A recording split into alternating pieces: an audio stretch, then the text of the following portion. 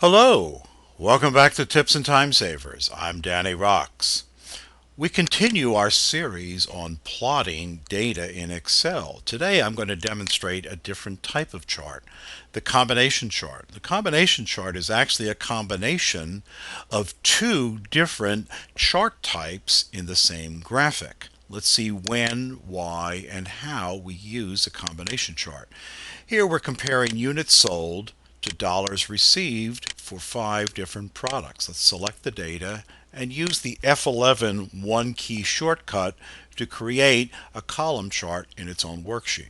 Here we see that the dollars are quite large in comparison to the units that are sold. This is a perfect candidate for a combination chart. Let's select the dollar series and we'll change the chart type for that one series. We'll change it from a column to a line. So now we have the lines for the dollars and still the columns for the units. We still have a problem because we still have a large gap between the units and the dollars. So in a combination chart, we frequently select one of the series to plot it on a secondary axis. Here's how we do it.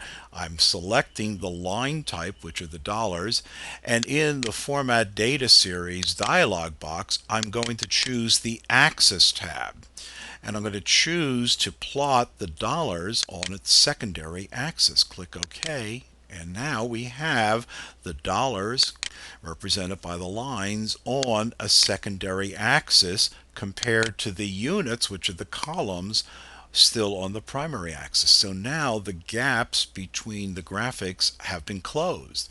Now we're able to see a relationship in our data that might not have been so obvious when we were just looking at the numbers.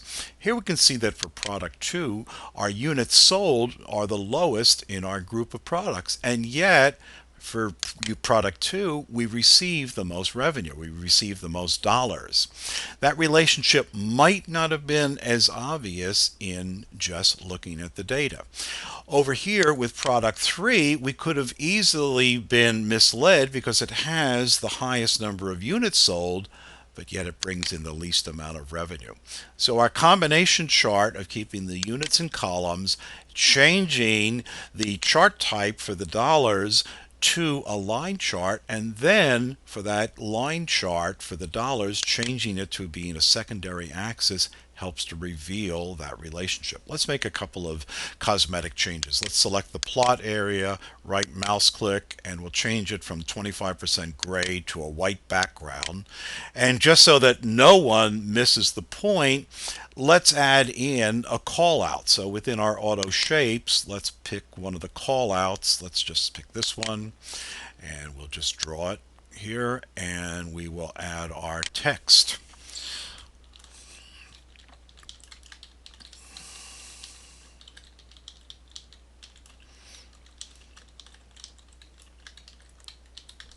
Okay, highest dollar return per unit sold. No one can miss that. Okay, so there you see how we created our column chart to reveal a relationship that might not have been as obvious over here. We could have been easily misled by looking at the highest units and not seeing the relationship. Of course, if we would have added an additional calculation, if we would have done an average selling price, that relationship would have been much clearer. But again, if this was a situation with thousands or even hundreds of units to compare or products to compare, that relationship might not have been so obvious. So there you have it. We've now created the combination chart. We'll see you in the next Tips and Time Savers.